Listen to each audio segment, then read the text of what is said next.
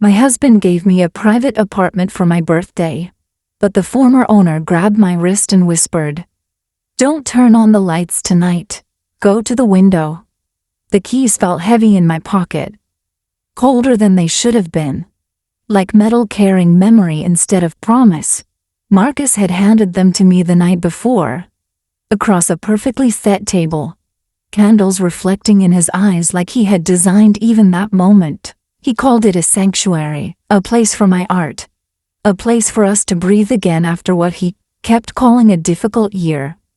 I wanted to believe him, I really did, because believing him was easier than accepting that the man I had spent 10 years with could be hiding something I couldn't even imagine. The building itself looked almost too perfect the next morning. Old brick, sunlight hitting it just right, like something out of a film. Inside the apartment was quiet, not peaceful, just empty in a way that felt unfinished. I cleaned for hours, scrubbing, polishing, trying to make it mine, trying to ignore that strange feeling in the air. Like the space wasn't new to anyone, just new to me. Then came the knock, light, fast, uneven. When I opened the door, she was there. Thin, pale, older than I expected. Mrs. Gable. I had seen her face in the closing documents. Before I could say anything, she stepped closer and grabbed my wrist. Her grip was shockingly strong. "Don't turn on the lights tonight," she whispered. I blinked, confused. "What?" "Go to the window when it gets dark. Just watch," she said, her voice shaking now, eyes darting behind me into the apartment like she expected something to be standing there.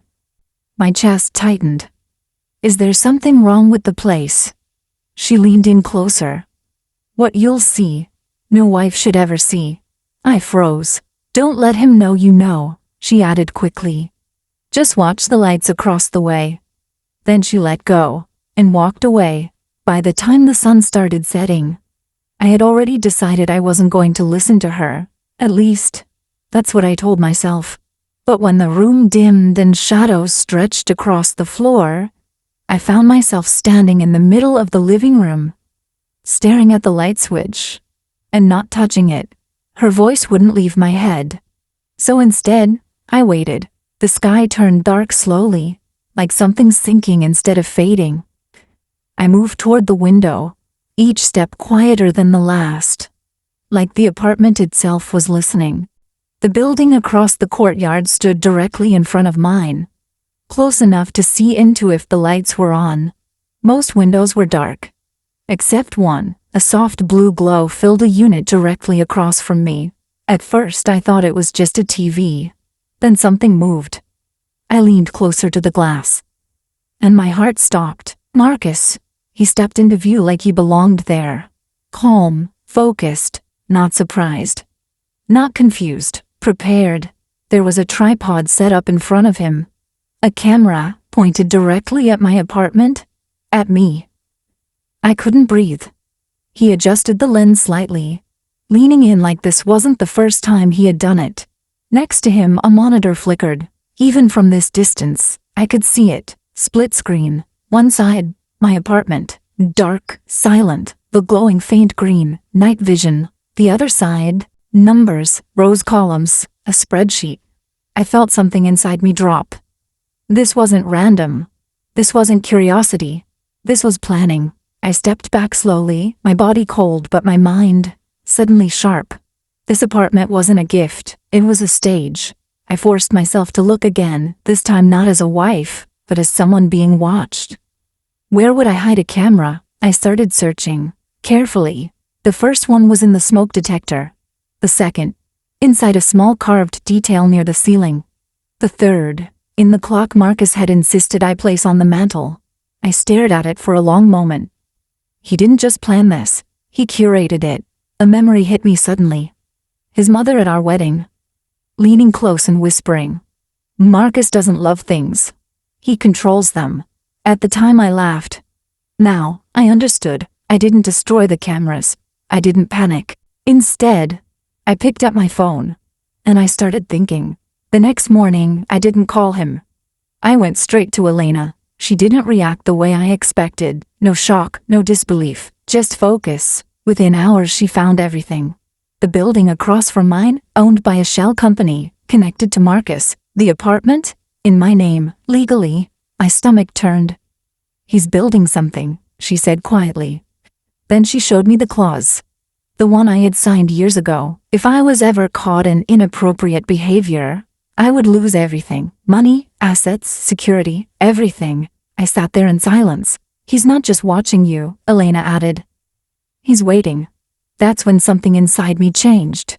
I went back to the apartment that same day. But this time, I wasn't scared. I was careful. I left the cameras exactly where they were, and I gave him what he wanted. A show. I invited someone over, a lawyer. But from Marcus's perspective, it wouldn't look that way. We sat close enough. Talked quietly. Let shadows do the work. I used certain words. Money. Plan. Trust. Enough to make it look wrong, enough to make him lean closer to that screen. While he watched, Elena moved, tracking his system, his accounts, his connections. Everything led back to him. Not just surveillance, misuse of company resources, illegal monitoring. A perfect case. The final night I didn't stay in my apartment. I crossed the courtyard, used the access code Mrs. Gable had quietly given me, and walked into his. He didn't hear me. He was too focused on the screen, watching me, in a loop I had created for him. You missed the best part, I said. He turned.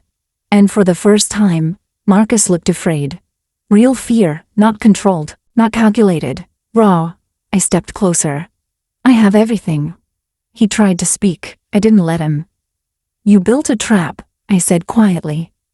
You just didn't realize you were standing in it.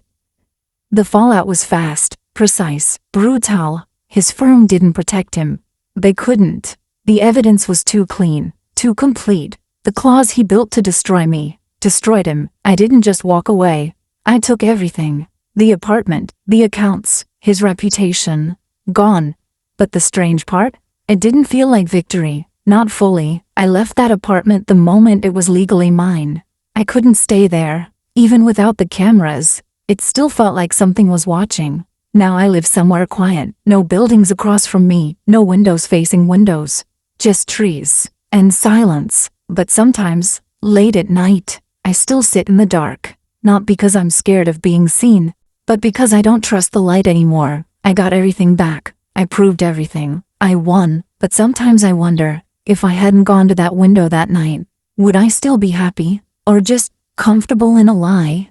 And worse, the way I waited, the way I planned, the way I turned his trap against him. Sometimes it feels too close to what he was. So tell me, if you had the chance to know the truth, and it changed you forever, would you still look